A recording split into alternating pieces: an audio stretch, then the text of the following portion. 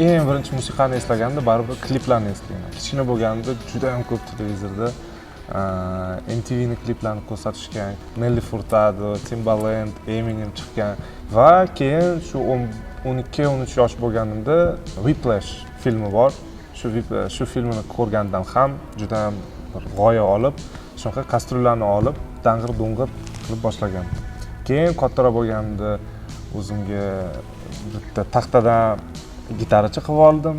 U gitara baribir ishlolmadi, baribir changramadi, faqat bitta notani beruvdi, bitta ursiz bitta notani beruvdi. Keyin o'sha o'rtoqlarimdan gitaralarni, barabanlarni olib, keyin o'sha boshladim. Musiqani yaratish.